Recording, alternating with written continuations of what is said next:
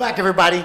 This episode, we're going to introduce Mr. Rios. He's a high school teacher from the Chicagoland West suburbs. We're going to speak about the topics of youth being disengaged in reality, kids dealing with behavior disorder. This will be our third episode. Hope you guys enjoy this. Let me know what you think about it. There's your likes. You know what to do. Peace and love from your man Art. Till next time.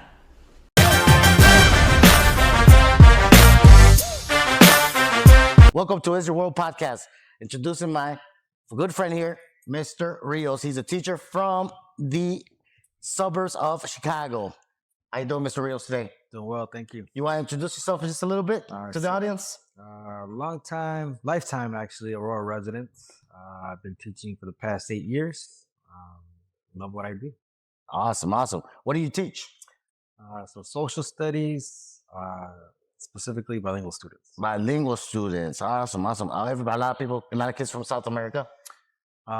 More this year. A lot of people from Guatemala, Central America, and then Mexico's probably are the biggest. You teach in high school, correct? Yes. That's correct. How do you view your bilingual students versus the students that have been here all their life? So bilingual students, or students that are coming here for the first time in the last year or so, right? Let's say, or even within a year, most of the time, they just have a different, I would say, outlook, different work ethic, a lot more focus. Like I was saying, heads on a swivel. Okay. Always paying attention, seeing what's out there. Okay, so they're eager to learn, they're eager to strive. That's a good thing. So that's what you only teach, those type of students. Is that what it's yeah. So that's my trade there. Cool. How do you view those kids versus our kids with their surroundings, versus not necessarily in school but out of school? Do they bring that back to school? Example, the kids from here, they bring I want to say what they see in their surroundings, what they see in video, like videos, rap videos, the dress styles. How do you compare those kids with the bilingual kids? Are they eager to learn that side of the United States, Chicagoland area, or they're more concentrated in their education and eager to learn? So, we can't forget, kids are human, you know what I mean? That stuff looks cool. You know what I'm saying? You know what I mean? So it's like you see, right? It depends, right? Not every student's the same, but a lot of students that come, that's the first thing that they'll pull from the culture, right? It's the dress style, some of the language. They're trying to fit in. They don't want to stand out either. You know what I mean? Gotcha. They catch the vibe. But you also have students that are, very like headstrong, and they're like very focused on what they want in life, and so all that stuff doesn't matter, and what they're focused on is just the books, learning, extending. So they're on it. They want to be committed. They're on it. They come here to do something. They see the opportunity. You know what I mean? They see it, and they say, okay, this is my opportunity to make something, or to get more of what I had back home. You know what I mean? Unfortunately, a lot of places where people are coming from, they're not always the most ideal situations. So let me ask a question. What do you think about the situation we live in at this moment in time, with the kids being oblivious, being disengaged with reality, and in a lot of topics, could be with respect, could be with self-motivated, it could be with drugs, guns, and all that stuff. They think there's no consequences to that. What do you think about that? In a teacher's point of view. Yeah, so I also look at it like, right, they're developing. When I was their age, put myself in their shoes, I wasn't thinking about all that stuff necessarily either. The reality of things. I thought I knew, what I needed to know, right? But I didn't know the whole thing. There's always that saying, right? And only if I knew then what I know now, right? Right. So I look at it from that perspective too. Like, they're still developing. And like I said, I don't know if I'm one of those old heads now. You know what I mean? Where it's thinking like, these kids are, there's no respect there and this kind of thing. But thinking back at the way I was, kids nowadays, I feel like there's obviously some of that. A lot of students do have respect, but then there's also a good group that doesn't really perceive the consequences, or doesn't think about the consequences. Gotcha. Did your parents give you the respect? Show you the respect that they give you one of these? Oh yeah, Chanclazos, I would say in the Latin house. old school. Yeah, That's what a lot of kids need that down. Then we can't do that anymore. You go to jail if you lay a hand on your kids. Um, so my next question would be the respect point of view. So you got that from your parents. The Biblius, this new generation that we're seeing with no consequences. What do you think in the school perspective? Are you guys showing them there is consequences for their actions? yeah. So there's two ways of disciplining, or maybe there's more, but there's two ways that I kind of think about disciplining. Right? There's that the punishment side. Right? You do something wrong, we punish you. And I think that one we have to be careful with, just because we're also, uh, I guess, perpetuating the system. You know what I mean? The trauma, everything that we see wrong with it. And I think a lot of the times, what these kids need is somebody to sit down and talk to them. You know what I mean? Establish a relationship. And a lot of these students, nobody's really, explained things to them, or even showed any kind of love or interest, or seeing them as humans, so I think that part of it also, bringing humanity back into it, and knowing that these kids are intelligent. They might not be book smart, right? Like, that's what I always say, right? You're born intelligent, right? The intelligence you have, that's what you're born with, right? Not all these. I see the intelligence even in babies. They don't know how to read or anything, but you see that they're intelligent. They're picking up on cues and everything. So these kids are intelligent. The only thing they haven't been able to do is to apply themselves to some things. Gotcha, So they haven't gotcha. been able to pick up a book and read. And, maybe somewhere along the line, maybe they didn't read to them when they were babies and stuff like that for different X amount of reasons. They never grabbed that joy for learning or reading. You know what I mean? So, um, Shit, nobody read to me, bro. Even when I grew up, I missed that. so this is the thing, right? Like, we're all intelligent. How do we apply that intelligence? Yeah, that's what also I tell a lot of kids that I see, from here time to time. I was never book smart, not even to this day. But everybody has a gift with their hands, with their singers or whatever, with wood, et cetera, et cetera.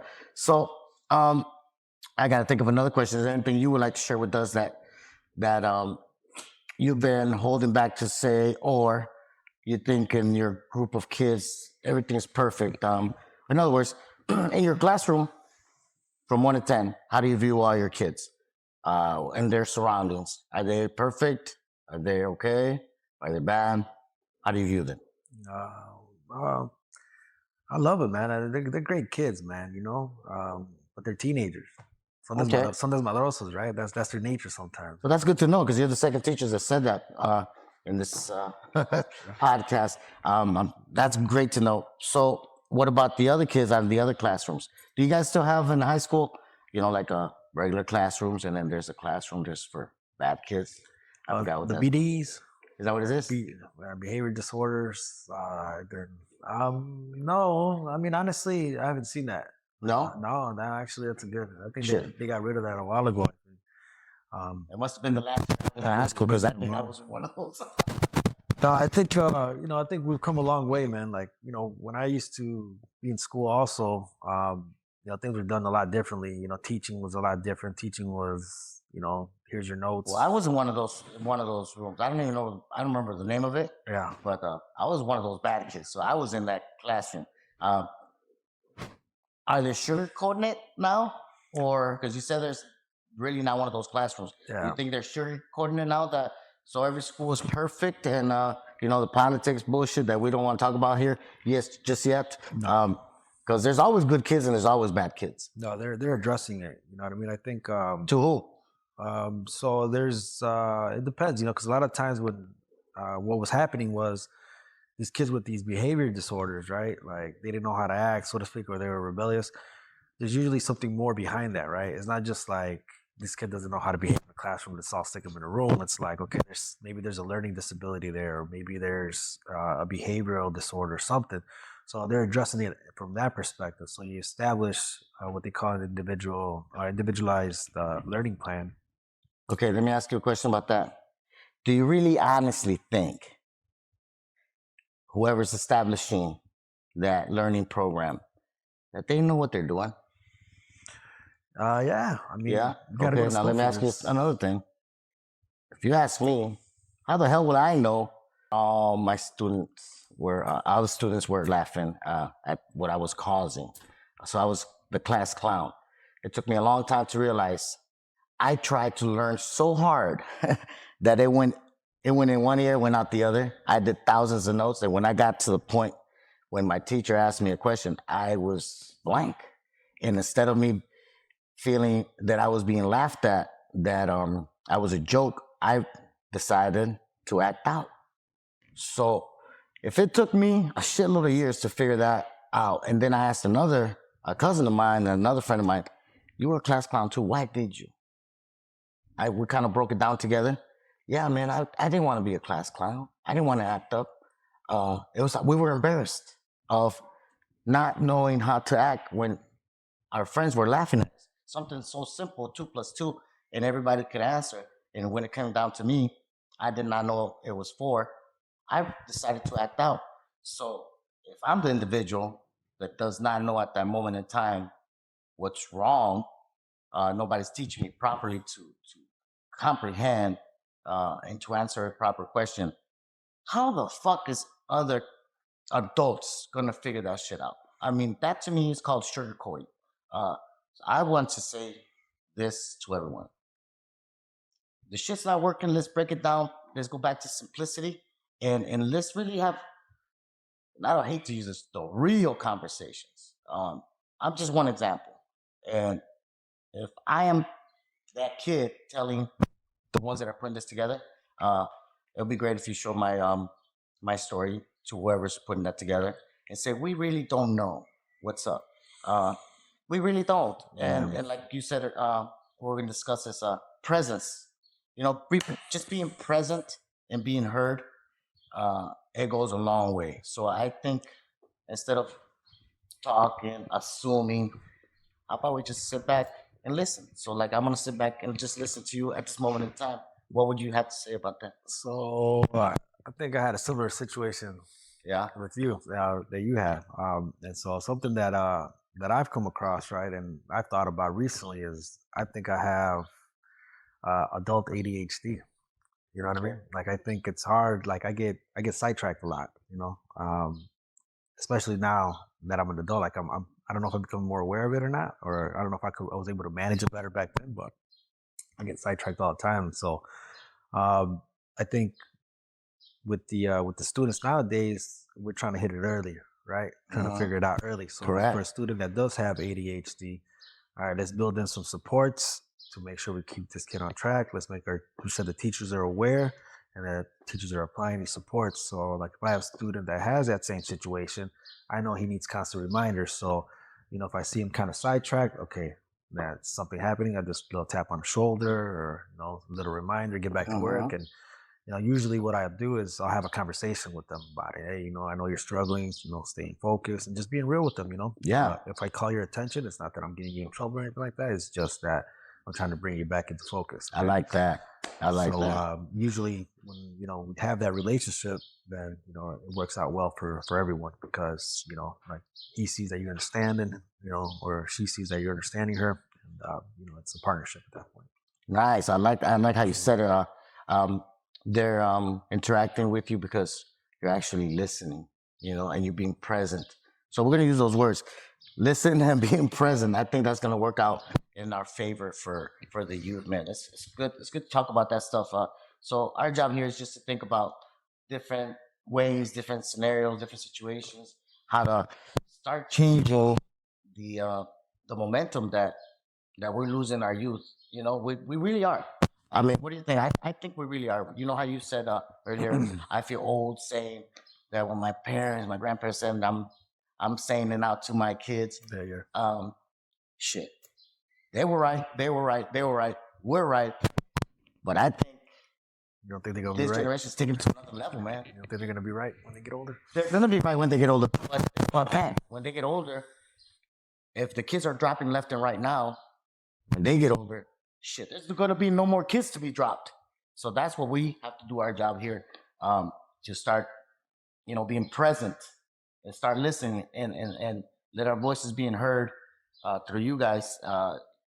Let's make a change. We're here to fucking make a change. That's whole. This is the whole thing about this podcast. We're not always gonna be right, right? No one is. No one's perfect. But we're here to fucking make a change. And let's just speak to the adults and these perspectives, these different changes. We gotta start doing something. Anything else you'd like to share with us? So just thinking about everything, taking your podcast into consideration. So I love it because it seems like education is the world unto itself. The high school parents don't know what's going on in the high school. Parents don't know what's going on with their kids' education, that kind of thing. So what this is doing, I feel like it's opening up that world to everybody else in the public. 'Cause there's a lot of misinformation out there. It sounds like, I shared with you earlier my experience when I first became a teacher, and what I thought it was going to be, to the reality that I experienced and what teaching actually is. And so, I mean, there's a lot of just, I guess the message I would want to give is just for people to be aware that there's a lot of good people out there trying to make good change, positive change, like you're saying. What we're struggling with is how do we do it, and then when we want to make change, sometimes we feel like our hands are tied. We can't do it, you know what I mean, because of X reason, or, Technicality, district all that policy. bullshit. Yeah, Right. So, yeah, man. We're doing something. Put it that way. We're doing something. You're doing something just by listening to what we have in mind. We don't have all the answers. If you have anything you like to share, the website's there. You can, write us, let us know, be in the podcast, whatever you like to do. But we're here to make a change, man. Listen, brother, it was a pleasure. You're welcome back anytime. This is your house. Great to meet you. Thanks for having me, brother. Appreciate and give it a thumbs up. You know what to do. It's your world podcast. Our humble selves are here to let you guys know that no, but peace and love. Thank y'all.